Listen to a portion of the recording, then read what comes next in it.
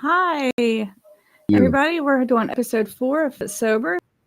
We have with us today Doug and Jessica Conrad. They have an amazing love story. They have withstand active addiction together and made it through into their recovery. And I'm sorry, guys. We are running late today. I had some technical difficulties. They had some technical difficulties, but we got it figured out. We're Finally, old. so I'm a little bit nervous. But we I am so excited to tell this story. I actually spoke with them for the first time yesterday, and we had amazing conversation. We went on for almost 45 minutes, and just they are truly amazing people. They have turned their life around. They both come from a life from a very young age of drug use and just a history of addiction in their family, and they have changed the cycle. So we're going to hear from them a little bit and hear their story and the amazing things they're doing today. Can Hi. you guys hear me? Yes. Okay. All right.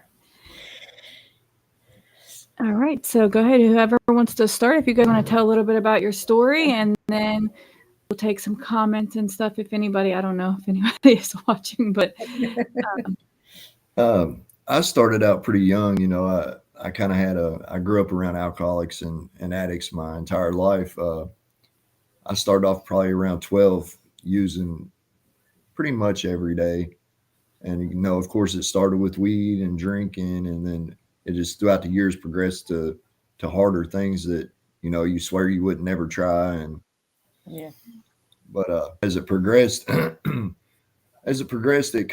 a lifestyle for me, like I always felt like I didn't belong. I was always made to feel less than. And once I started getting into drugs, I found where I fit in. And then it seems like once I started trafficking in drugs, I found a place where I belonged, where people acted like they needed me and acted like they wanted me. So I carried that with me for about 30 years.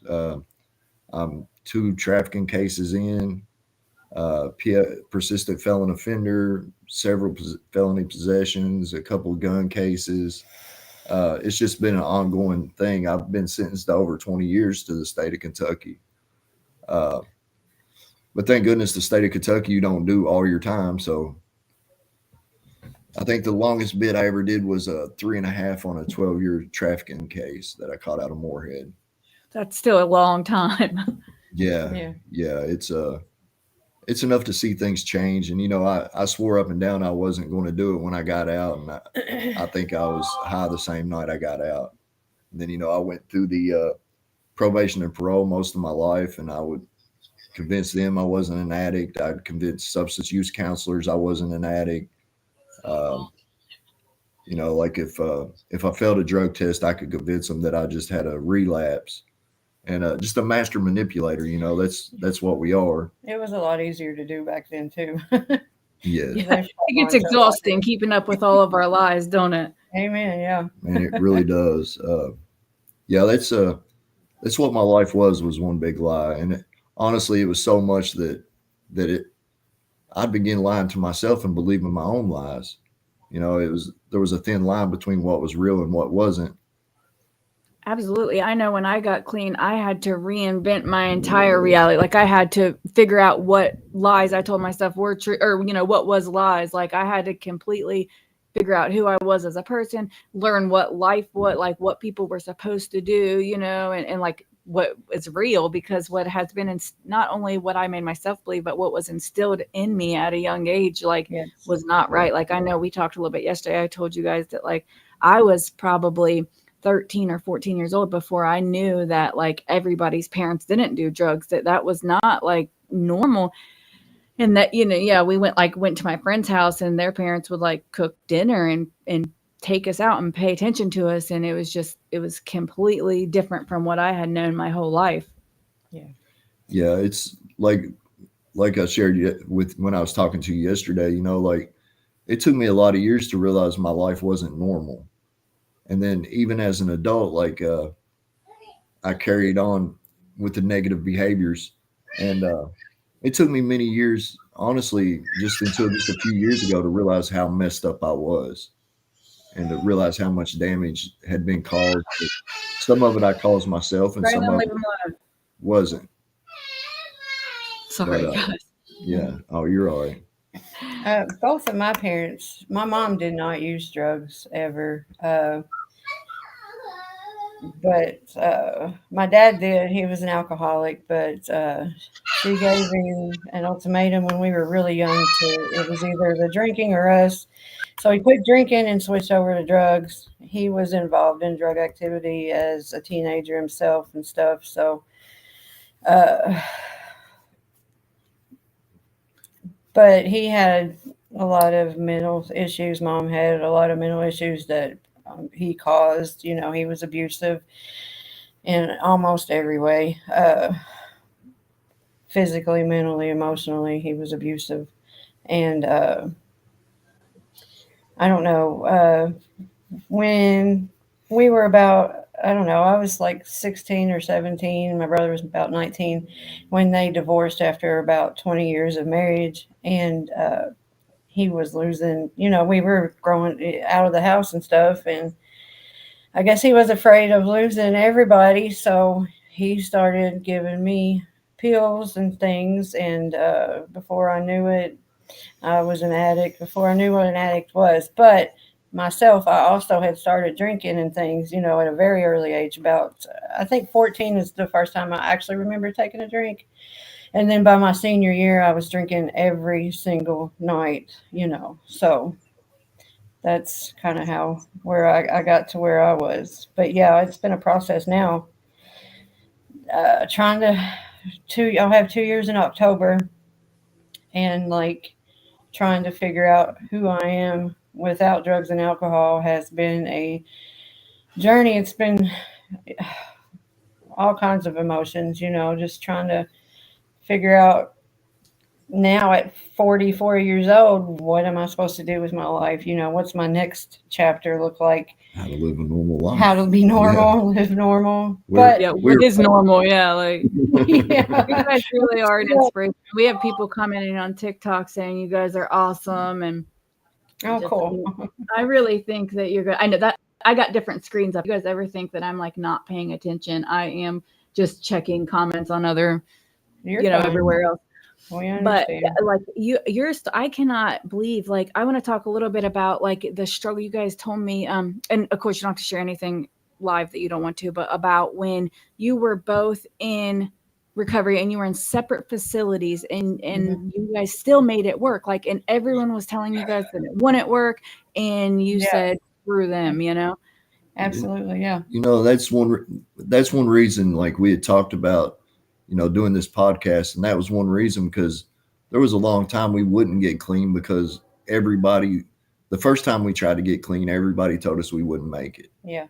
So that's one of the reasons we didn't try very hard, because we wanted to be together. Yeah. I mean, that was the most important thing, really, to me anyway. I know that drugs take over your life and they run every aspect of your life. You know, you have to work around your addiction.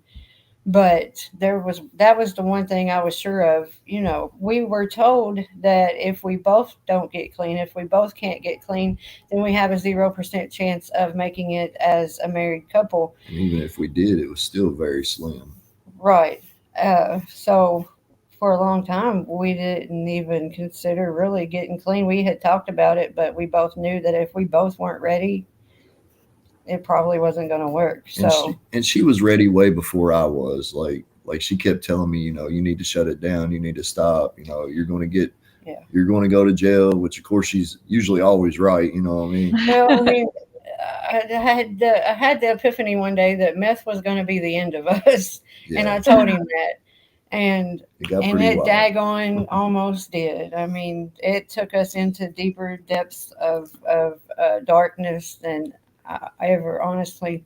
But I get emotional talk about it, but I would have never. I feel like it changed me as a person. Yeah, absolutely. Once you do things like when we're in our active addiction and we do things that like terrible things, and it changes us because now we have to live with that forever. And it's hard. It's so hard. I think every addict experiences something like that, where you get to the point where you realize that I'm not the same person that I was. And there is no going back, completely. Like we can change and we can work to be better and work to, to help and repay our debt, but we can't take that stuff back, and it will never revert back as a person completely how we were. And it was like, for me, like I'd been going for so long, like I honestly didn't know who I was. I've always been an addict. Right. I've always trafficked in drugs. So for me, it was, we'll get back to what you were asking. I'm sorry. But no, look, we're for fine. me, We it got was time. learning to live a whole nother life. Like I knew when I got out this time that I wanted to be clean. Yeah. And that's why we chose a sober living, in which we were in bad terms anyway, because when I left her with the world a mess. And I left her with 2 kids with no way to feed them when she was working at the time when I went in. Yeah, we were getting kicked out of our apartment, our 1-room apartment with no kitchen, a shared bathroom that we rented off of a cop, and I'm trafficking drugs out of it. God, how was that when he came to collect his rent every month? Nervous? Well, he wasn't. It was interesting. Yeah, like I'd paid him with rubber banded up ones, and he'd tell me about traffic and to cut it out, and I'd be like, "Oh, it ain't my traffic." And just dumb stuff, just all the. So I just want to say real quick, guys, we have comments. Everyone is saying they love you. I don't know if you know David McCartney, but he says he's been through the bad and the good with you guys. He's watching. Yeah, he sure has. He's followed me. He's followed me now for probably 25 years. He's good people. He's recently in recovery too. Sorry to put you on the blast, David. It's all right. But we welcome everybody here. We want everybody here. I don't care if you're 1 minute in recovery. You're welcome here. But when I got out, I went to the sober living, and she I was working at SRG, which is a factory, and it was 612s. Yeah. And like I never got to see the kids. I never got to see. We seen each other as much as we could. Every day. He was in the sober living, and we weren't allowed to live there. They don't have, like, I guess family sober livings is starting to be a thing, but it would have been amazing back then as well. And me and the boys were in a shelter, but we came over every single day and spent just as much time as possible with Doug, because we're a family. You know what I mean? Yeah. Like, we cannot be away from each other. We just like I've done time ever since in my adult life. I've done time here and there, and I'd get out and be out for a little while. I've basically been on parole since '99 up until recently, and this by far was the hardest time I'd ever done, having a wife and kids out there. And I was bitter. She was mad. Bitter ain't the word. She was mad. I wasn't. For the first time in our marriage, I was starting to ponder whether or not we would still be together. But that being said, I've always said since day one that I was going to be married to Doug Conrad for the rest of my life. I've always seen him. She was a little stalkerish. For the person. I used to get so mad at the rest of the world because they didn't see the Doug Conrad that I saw. I knew who he was on the inside, and who he is today. He's finally able to show. She's always seen a version of me that I could never see, and I knew his heart. Like, and there come a time in my life before I went to jail that I didn't want to live anymore, to be honest with you. Yeah, same. Yeah, I don't know if we could talk about stuff like that on here. We can talk about whatever you want. Look, if anybody watching at Facebook or TikTok or anybody shuts us down, we are always on the Podbean app, Apple Podcasts, Boom Play, Player FM, and Listen Notes. Check us out over there. I am starting, not to cut you guys off and steal the spotlight, but on next Friday, I'm starting a series on Friday evenings, just on the podcast platforms where we can be explicitly, because Facebook and TikTok, they may shut us down. I don't know, but I'm streaming to, like, I have www.feralbutsober.podbean.com and www.feralbutsober@onestream.live. So we got it covered. If someone shuts us down, we're somewhere else. Like, I want us to be able to talk about whatever we want. Hey, everybody watching, people are saying, hey, we got this. They believe in us. Your story, I was so excited. Like, when you guys agreed to do this segment, I was so freaking excited to tell your, like, who does not love a love story with a happy ever ending? Like, it's been an ugly love story, to be honest. It's not been the prettiest by far, but it is a love story nonetheless. You won't be seeing us on Lifetime anytime soon. Hey, but it's a real love story. That's real life. And this ain't no fairy tale. The world is not a movie. Like, you guys found each other. I want to talk about the fact that, you guys said, when I guess you had got a divorce and Doug had just got out of prison, and you guys messaged each other on Facebook, and you said that you knew right away, like you were like, Yeah, his life was I'm over. going to be married to him, forever. Like, this is it. Yeah. And like, It was- it's so crazy how God does stuff, like my dad always said it to me. My dad, God rest his soul, he's gone now, but he always told me, when you know, you know. And I believe that fully, because like I said, I met my husband in June. We got married in December, and we had our first kid the next July, all within the first year. Like, And so It's like, how it is sometimes. it was kind of like that for us. Like once we got together, we were together. Yeah. And we separated for a little while because of my insecurities. Like I never grew up knowing how to love someone. There was no affection in my life. We were never separate, but and we that's were something that separate. something that I struggled with, and I still do to this day. And but I do want to say though, like what I was just saying, I got to a point in my life to where I didn't want to be here anymore. I felt like I was more of a burden on everybody and that's because I was so far gone and I couldn't quit, or I wouldn't quit, I'll say. And my goal was to push everybody away, and I just could not push her away. It was like no matter what I did, she wouldn't go away, which now that I look back, I'm so thankful for, because I wouldn't be sitting here talking to you today. Hey, you know what they say about the crazy women? They say they're the best to keep around. Thanks. Yes. Loyal, like, Yeah. Yeah. But yeah, we all that got a day, little crazy in us, right? Just right. because I knew I was right, But When you know, I said, Yeah. But Yeah. I got out from doing that 3.5 years, and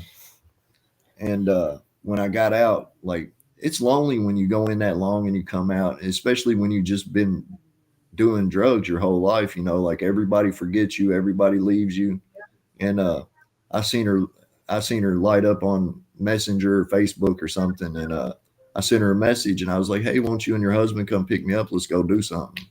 And she was like, "Oh, well, we got a Yeah, divorce, because it used to be. but I'll still our come drug get you." I was like, "All right." He said, I'm coming, and It's I'm so never funny. leaving. Like, No, I'll yeah. find you. No matter. Yeah. No Which matter that's how hard he been tried. 14 years ago. And Yeah. like we've done a lot of growing just in the past. Oh Lord. Yeah. I mean, honestly, since we started going to church and we built relationships with Yes. God, because all this is because of God. Like Yeah. a couple years ago, you'd have never heard me say that. No. Like I'd have laughed in your face if you told me I'm where I'm at today. Yeah. Absolutely. I was gonna say, you guys told me that you guys attend a recovery church, and I had never Yes. heard of that.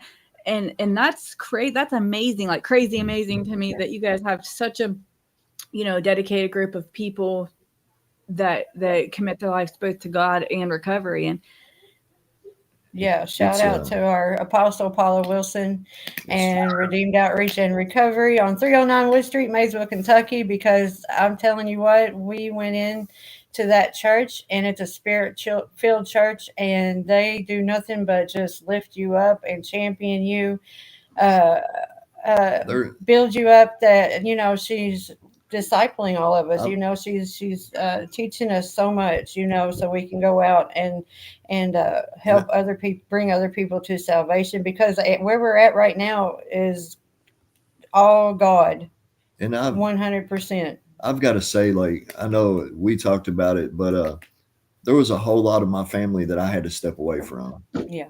And Redeemed Outreach stepped in when, Yes. like, I think we discussed it yesterday, like we were clean, but we were getting nowhere. We were Right. We still weren't really feeling I all was that still better. sick. We were stagnant. Yeah. We were still, our And spirit was Redeemed still Outreach sick. stepped in and filled that void that was missing in our life, Showed us how. and showed us how to Get a better connection with God.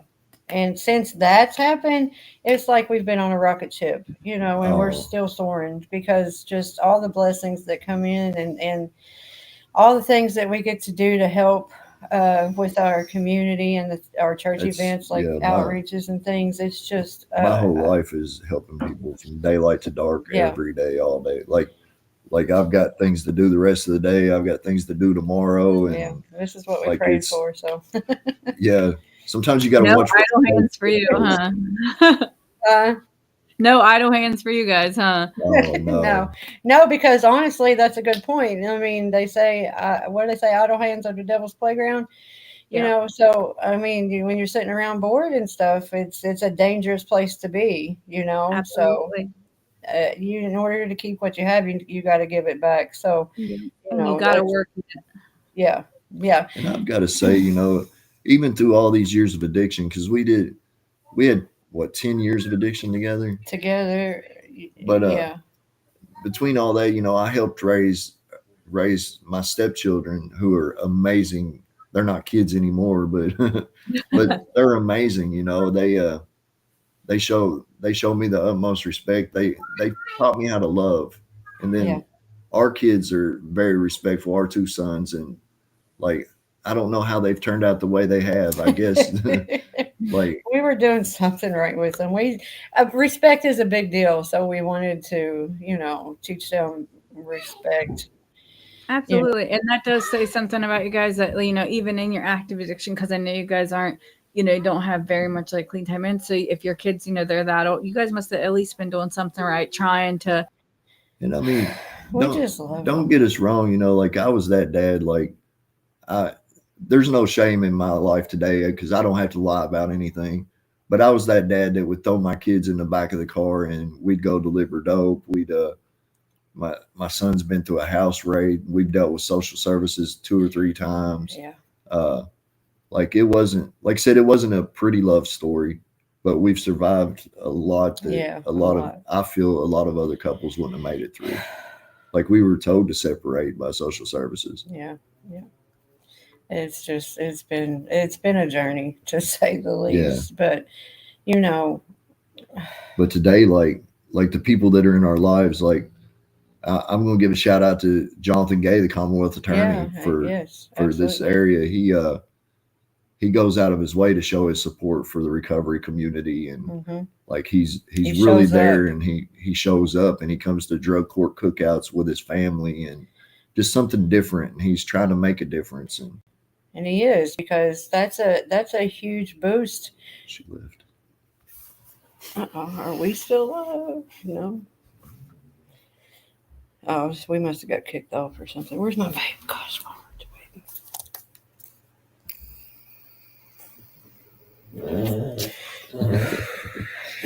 oh yeah, I needed to tell her about if they hear her dog snoring.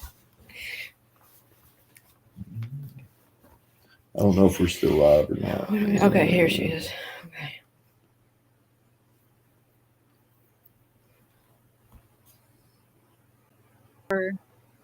I don't know what happened. You froze, but I was talking about you guys. I know you guys have two best friends that are also in recovery that you guys are also in active addiction with, and Yes. I think it's amazing. And I don't know if they want to say their names. So I didn't say anything. Yeah, they Oh, don't I care. will put him on blast. Mr. David Tribble And his wife, and his wife Anna Tribble. Anna Hardiman Pribble. Yes. They are they're the reason that we're in church. They invited us to the church one time and we never quit going. And Yeah.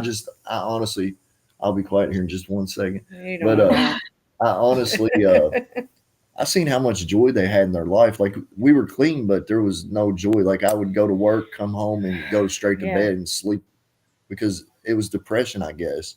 Yeah. And Yeah. but if I didn't see the joy that they had in their lives and like we all go way back, like Mhm.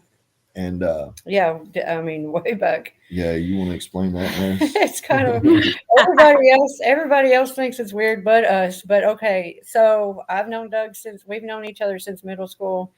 I've known Anna since like 94 or 5, and we were best friends through high school. And then I got married to my first husband, had kids. And Doug and Anna ended up dating for like 5 years. Something like Yeah, 5, 6. wow. I don't know. It's a blur.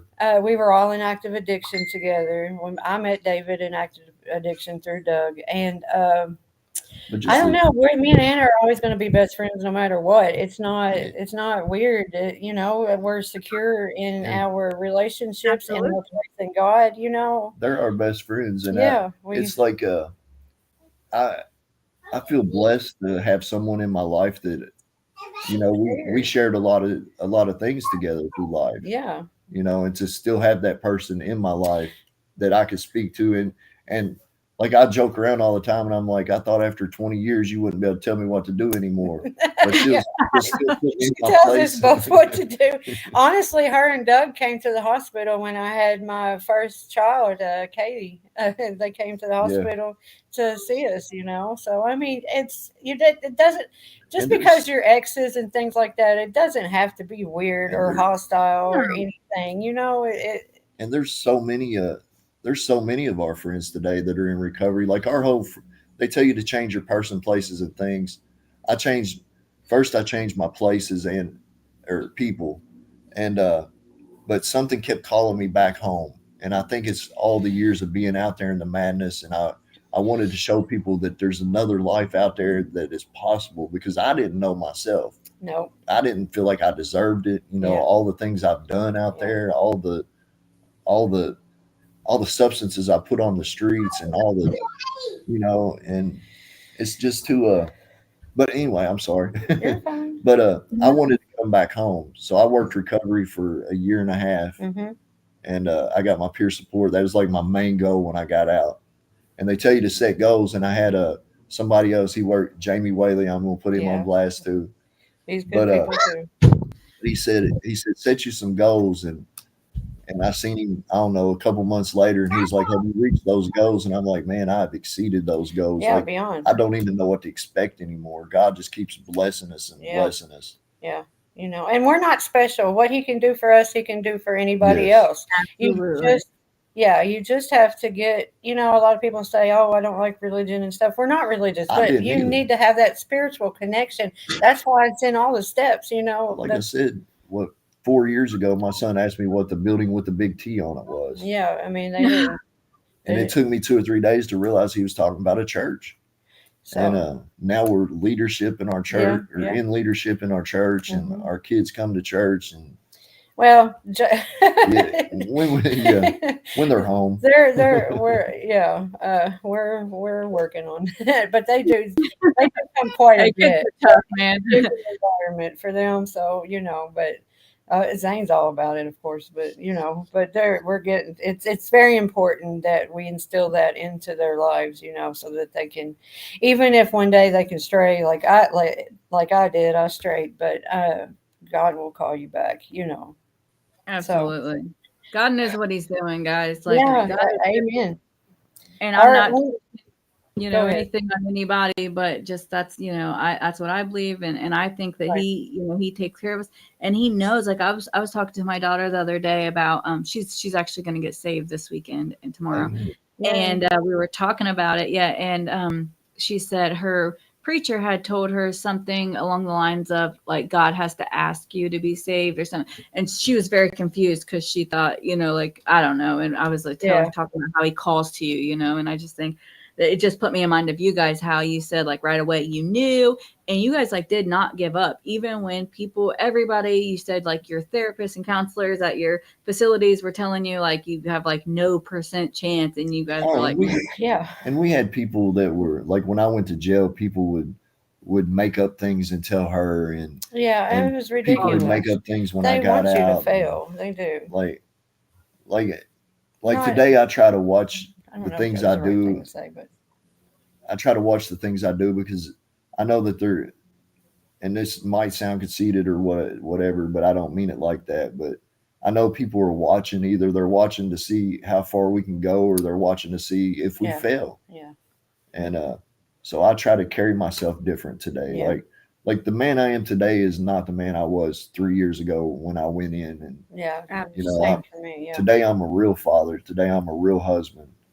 Today I'm a productive member of my.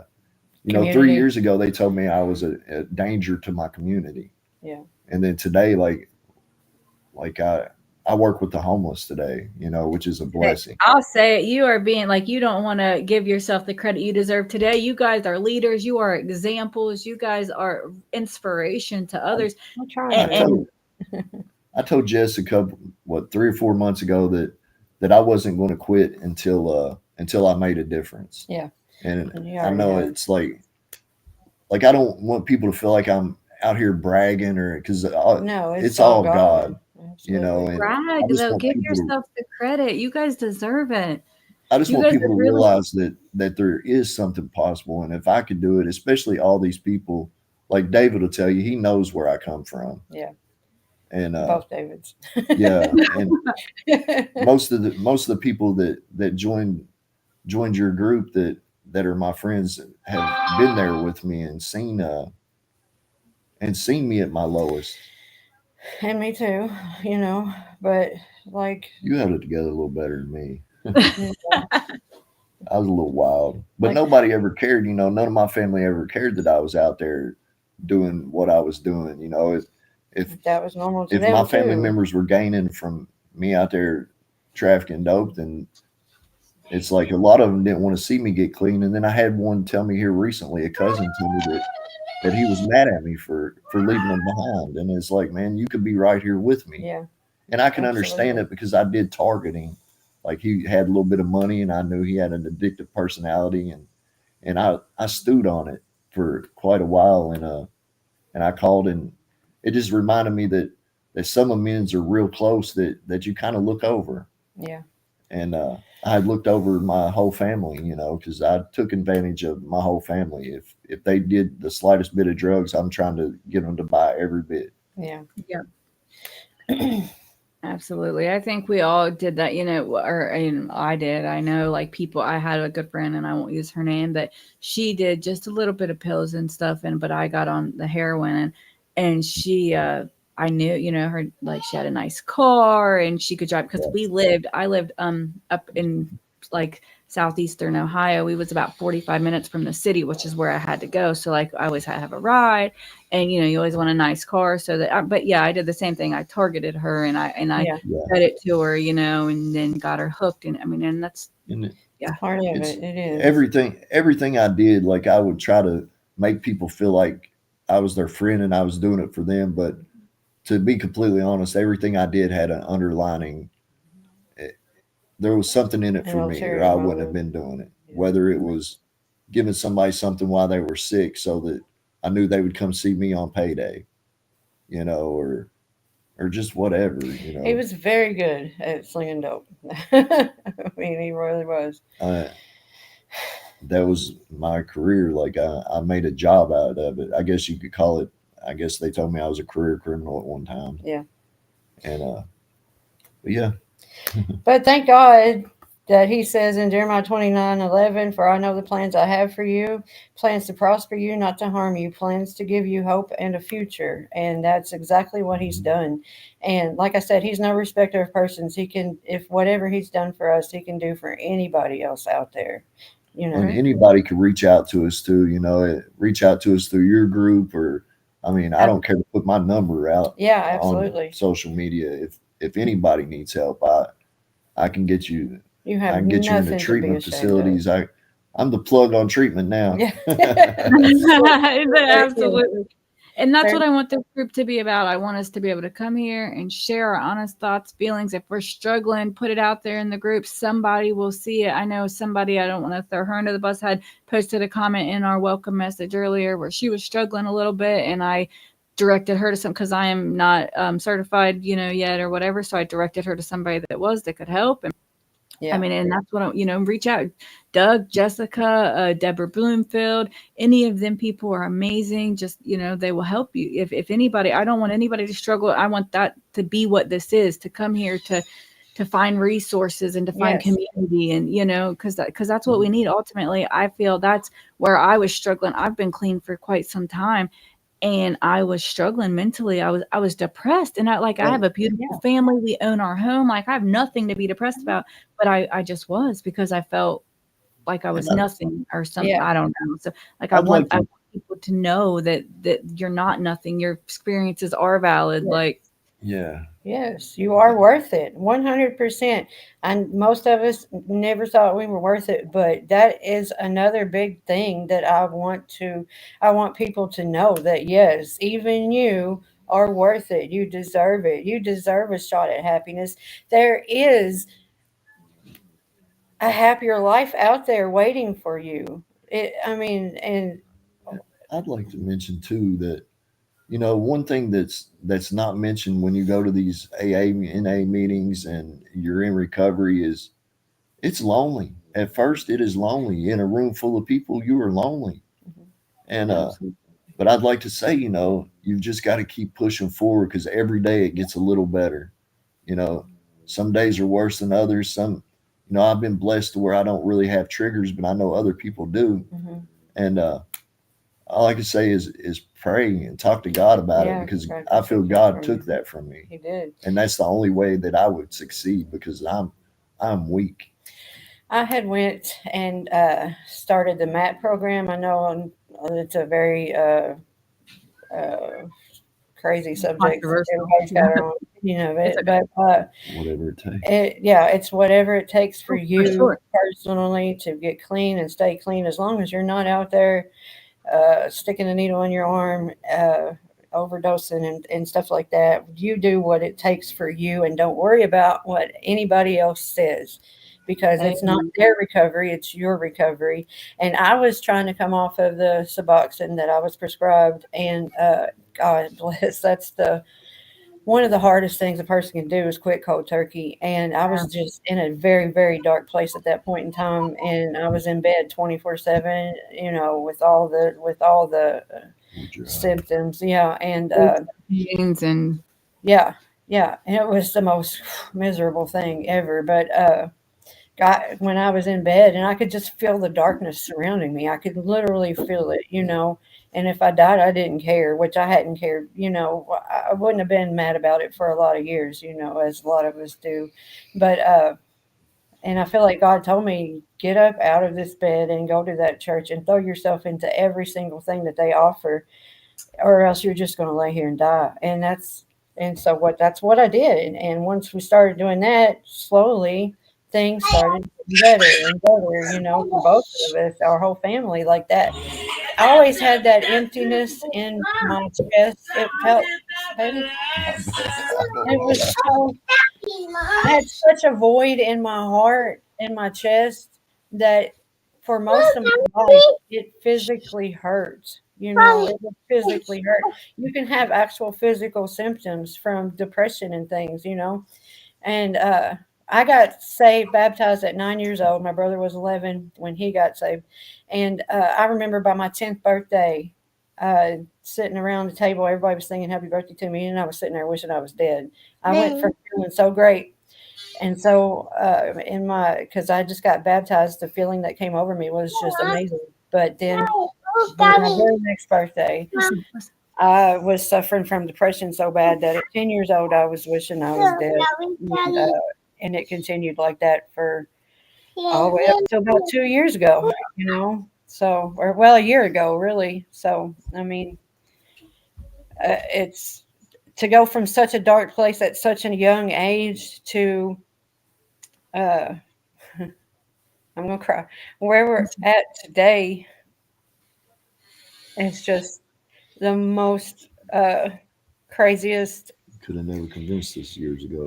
No, and that's, and that's why I can't give enough credit to God in our church, because I mean, really, it's black and white, I mean, it is work, but it ain't. Yeah, it ain't as hard as you would think. Yeah, that's not all I did. I mean, like I started seeing a therapist and started talking about because our pastor's also a therapist, but I started, because I know these things are necessary. You do have to put in the work, but it definitely got a lot brighter and a lot easier this past year. I mean, you just got to hang in there no matter what. And you know that if you're, I don't know what I'm trying to say really, but I mean, we know that our marriage and our family, and it's in God's hands now. It's but we've always known that this marriage and our family is what we wanted, and what was right for us.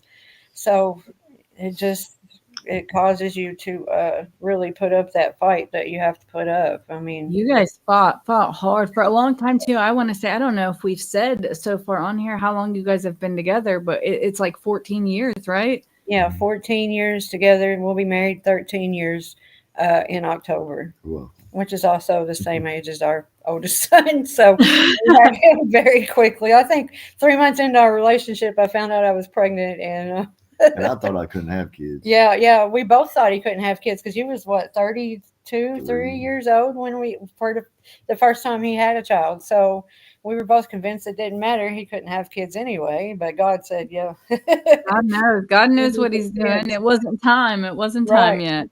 Yeah. So, yeah, that's it exactly. And that's been another thing that we've always felt so strongly about. Like, I mean, it had to be uh, right, a match made in heaven. It had to be because, you know, he didn't have kids with nobody else for all those years. And it Memphis wasn't for lack Frank. of trying. So, Memphis Frank. Absolutely meant to be.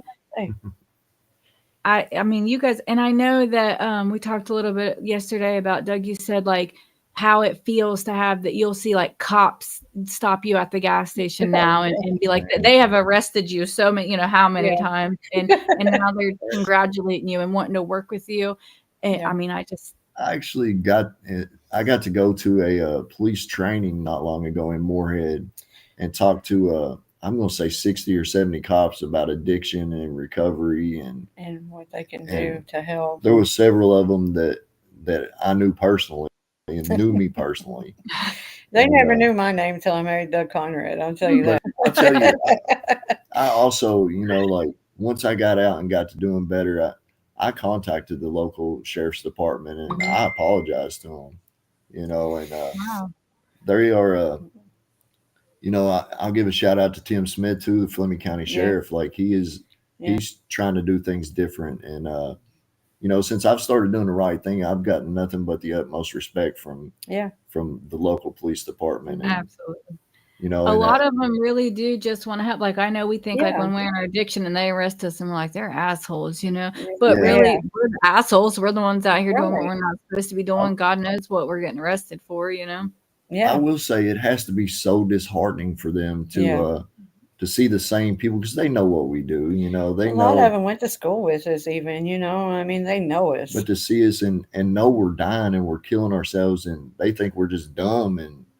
But that's where they're getting this training now to where they're starting to see that it's an issue that's not going to be fixed by brute force. It's going to be fixed by some Caring, you some know, love. I truly believe that mental health and substance abuse go hand in hand. Absolutely. Do you guys know Stephen Cooper? Yeah, that's my brother. So proud of you guys. He's watching. He says you guys keep him fighting. See, you guys are such an inspiration. I am so happy to have you guys in my group. I'm so happy to have you guys on my show. Like in the recovery community in general, I just want to say that last week, or maybe it was the week before, we put out a post about joining the group, and it is now over 300 people. It had 30 something people in it when we put that out less than 2 weeks ago. Like the recovery community is unbelievably supportive. Like my husband can't believe, because he is not, an addict at all. So like he could not believe how much support I got from people that I didn't even know. Right. Like just it's. You guys, but you guys are real, and just your love story. I don't know. Maybe I'm just a softie, but I'm so giddy over it. Like I can't believe that you guys made it through everything. And we talked yesterday about some real struggles that you guys faced, and here you guys are together. Like, yeah, I mean, definitely, the devil didn't want us to make it. That's for sure. Because he definitely tried. He pulled out all the weapons, against us and stuff. But it's kind of weird, it's weird to say like we're an inspiration or whatever. But we gave God our yes. Whatever it is you need us and want us to do, send us. We'll do it. And that's where we're at now. We're doing the things that whatever it is that comes our way, somebody asks us to do, we do it because it's so important that that we help people, that we just want to help save everybody, really. I mean, I'm the same way. I know, like, I have a brother and he's still in active addiction, and I want him to quit so bad. Like, and I want to make him, and you can't, but like, I want to. I just want to like tie him up and throw him in the basement. I know. Like something. That's where the Casey Law come from, I believe. He's in Ohio, where I would Casey Law his ass so fast. Yeah. After I got clean, it's like I've noticed myself kind of getting frustrated because I know how easy it was. Like not necessarily easy ain't the right word, No, at all. but like that's my one regret that I didn't do this so long ago. Yeah. And Well, then it's like I see the people that I grew up with still out there like that, and I'm like, man, you can do it too. And they're like, I don't know, man. yeah. And like the recovery community, like I know you were talking about needing 100 followers for this, and I just happened to get on there and look, and you're at 100 right now. Yeah. Oh, am I good? Well, Yeah. next week we can stream to the page. What it is the comments. Like I can only see it just as Facebook Yeah. user when I'm on to my profile, and I don't know. I just get full access on the page. So, Yeah. but that's amazing. See, like it, and that was Yeah. just this morning. That was, I mean, hours ago. Like Yeah. It's We have that's a one thing I've question. noticed about the recovery community. I'm sorry, No, you go. Go ahead. but you know, they pick each other up, and Yeah. Absolutely. we help each other out, and people see you're trying to do something good too, so everybody's going to get behind you. Right. Right. And that's what I love about it. Like it's we're all in it together, and I think most people want to help other people get the same thing they've got. Yeah, because 'Cause we've struggled and we've hurt for way too long. it's an amazing Absolutely. place to be. I mean, And that's why I said, like, I want this to be just a space, and I want everybody to support it here. I know we talked earlier about like whatever works for everybody, like whatever recovery pathway people Absolutely. take. I don't care if you guys use Matt. I know we talked a little bit last week about marijuana maintenance. About I have recently been in contact with somebody. They practice something called recovery dharma. It's like secular Buddhism. I'm learning about it still, but like whatever works for you. Like if you smart recovery, smart recovery. all kinds of stuff. So many and whatever and combine them together, guy, whatever works for you, like literally you'll figure something out. Like if you want it, you'll figure it out. Yeah. We have a question though from the audience that I think is going to be really cute, is what is your favorite thing about each other? Oh gosh, everything. I love him. He's perfect. I love him so much. I don't know about all that. This is that I'm like butterflies in my stomach for you guys. Like I don't know. I don't give her enough credit sometimes, I know, and that's part of my flaws. But she stuck through this by me when there's times she shouldn't have. There's times that she should have gave up and walked away, and there's times that. But no. What was the question? What's your favorite thing about each other? But yeah, that would probably be it. That she and I think I said it earlier. She saw a version of me that I even now. Like our minds are our own worst enemy, and I still fight that feeling of not being enough and not being good enough, and I've lost friends recently because they felt the same way, and they didn't want to be here, and excuse me, but yeah, she's always there for me, and that's something that I've never had. Yeah, undying loyalty, and I mean, that was She's my awesome. like favorite thing about your guys' story is just that, like, I don't know, like you guys just didn't quit, even when like everything was telling you to, everything in the world was saying, give it up, let it go. And I was telling my husband after we talked yesterday a little bit about how like when you go to like a treatment, that is like they tell you like let go of your relationships, and like they pretty much say leave whoever you're with it, and I know why they do, and it's necessary for a lot of people, but like the fact that you guys just knew and you were like, no, I'm not doing that. Like, absolutely I know you said like game on, like no way. Like, I'm tired of being a statistic. Like those were your guys' quotes. Like, and it might not make sense, but I'd invested a lot of emotion and a lot of, I can't say the word vulnerability that I never shared with anyone else. And it's like he's such a strong person, and it's like I don't know. I just like you a little bit, I guess. I know you said like you've been sharing your testimony at other places, and just really like I just am inspired by the way that you guys are just really, really like going beyond your own recovery and your own self-maintenance and really trying to help people. I know we talked about, like you said, you work with the homeless, and that's like as deep in as you can get. Like you can't go any deeper as far as help the people that need it, and that's just amazing. And it's amazing that you guys strive for that. Like it's not required, it's not court ordered, it's not something somebody's making you do. It's something that you want to do, that you get to do. You said, like, Yeah, that's Yeah. absolutely. amazing.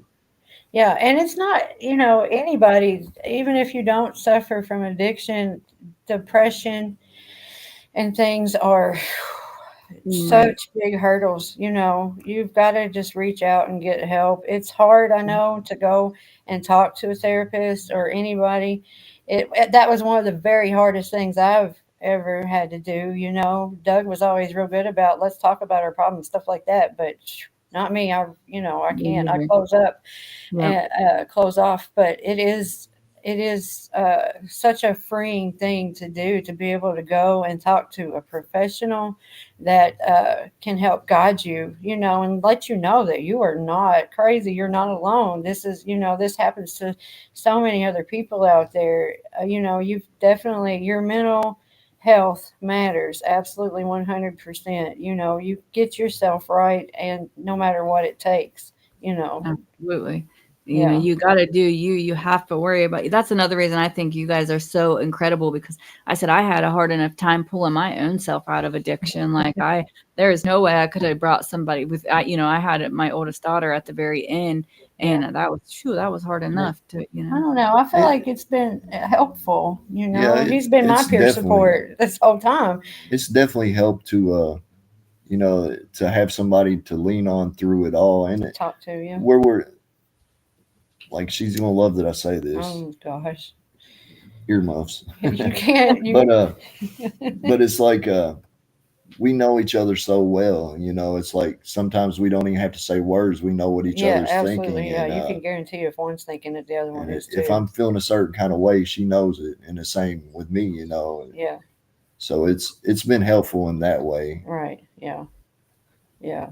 Uh, I'm gonna have to go for it. it also makes it hard, like you said too, though, because like you got to give each other grace, because his path and my path, though they are a lot alike, there's still a lot of difference. He's been able to learn things, that I'm still learning. I learn a lot from watching him, And and it's easy to get aggravated with each other because you're not in the same place exactly that they are. it's a Right, and lot. that's what I think would be so hard, is because we're never going to be in the same place, but somehow you Right. guys make it work. And I am so inspired by that. And But it's Steven like, says that you guys go above and beyond no matter how you're feeling, that you always want to help others. And that's Love you like, that's too. that's why I was so excited to have you guys on here. And the more that we talked yesterday, like, the more excited I got. When we hung up the phone, I called my husband on the way home, and I was just like so giddy about your guys' testimony, about your story. Your journey is amazing. And Thank I mean, you. and I've had a pretty crazy journey, and you guys just are killing it, Yeah. thriving. I don't even know how. We're just out here doing what, you know what I mean? Like the next thing, the next right thing, and whatever it's we feel just led to do. being unselfish is something new for me, and I try to be as unselfish as I can. Like our big thing that we've been talking about at work is self care and doing things for yourself. And it's like I have a hard time with that right now because I feel guilty if I do something for myself, and I know that's I not can right. feel that. Yeah. But another thing with us being in recovery together, it's like if I decided I want to go out here and get high today, like I know she's going to know. I Yeah. might be able to hide it Right. from the rest of the world, but she's going to wonder where I've been and what I've been doing. And I have to be able to say, you know what, you go to treatment, and if you don't go to treatment, then you have And to I leave because and today Oh, I've built such a life. yeah, Like that's a big if I deal. relapse, then I'm losing everything that I've built, and I'm not willing to do that today. And I know that if I did tell him he had to leave, like he would go get help and come back. Like he would I never was leave. gonna say, I don't know how personal you guys want to get, but that actually happened before, right? And I think, With us, no. Uh, oh no, no, when I got out of jail, she was still using. Yeah, I had put an oh, ultimatum on myself that Well, the and I day he did, gets out, that I was going to quit because I just and I oh, did, continued on like yes, what, like and nothing I ever did happened. tell you like if you weren't willing to quit, Yeah, that I was going to walk away. right. And she Yeah, she so I asked guess you're right. We she did. asked for me to give her a chance to get clean, and she went from that day forward, and Yeah, never. Just Started cold Matt turkey, you cocaine. said, right? Or you went to the mat and then you went cold turkey off mat? Yes. Yeah. Yeah. I know Suboxone and methadone and stuff are the hardest detox I've Well, ever went through. Yeah. Right. And to be completely It's a honest, good like starting point, but I feel like me personally, I could, in order to grow as a person more and to continue to get to the happiness that I wanted for myself and us, I had to get off the Suboxone as well. and it's like every time we asked them to wean you down, they would try to up her It and was, say she wasn't ready. you know, And that's being completely it was honest. still holding me back. So Absolutely. We know what works for us. Like once you get in recovery and you get clean, you know what you can do. Like, even situations you can put yourself in. Like, don't test yourself, man. If you are uncomfortable in the least bit, don't put yourself in that situation. Like, right. Doug has to go use the bathroom. Sorry. it's okay. We're actually we're almost finished. I was just gonna say, thank you guys so much for being here today. I really I know I'm super excited about your story. You guys are just amazing, inspiring all around. And we're willing to do this again anytime. Oh you yeah, want us to. absolutely. What I was going to say, you're welcome back anytime. I'm thrilled to have you. Anything that's ever, on your heart to share. I know, Doug, you are you're working on a big project that we really can't talk about a lot, but I'm really excited just to know about it. So hopefully soon we can share some about that. And I will say, like, we don't know you that well, but I'm very proud of what you're trying to do right here. It's a good thing. It means a lot. Yeah, and it's yeah. I'm grateful for your help, and I hope that we can get to know each other. But I'm really hoping to make it to Moorhead on the 13th, and hopefully we can get to know each other then. Yes, Everybody come see us on the 13th at what's it called? Hope and Hustle. Yeah, Hope and Hustle. Yeah. Hope and Hustle. Yeah, like and that. that's where in the Pathways parking lot in Moorhead. Pathways parking lot. Yeah. Absolutely. And for everybody watching, please join our Facebook group, follow our Facebook page. I'm on other social media. Those profiles are still being worked on. It's a lot. I'm doing it all by myself, but please check us out. You're doing great. Join us. Yeah. All right, guys, everybody. Thank you. Thank you guys again. Love each other. I really feel it's my time, think it's my year, yeah. I really feel it's my time, think it's my year, yeah. I really feel it's my time, think it's my year, yeah. I really feel it's my time, think it's my year, yeah. I really feel it's my time, think it's my been ready. Used to hold myself back, my self-esteem damn bad. I gotta keep on chugging, ran through everything.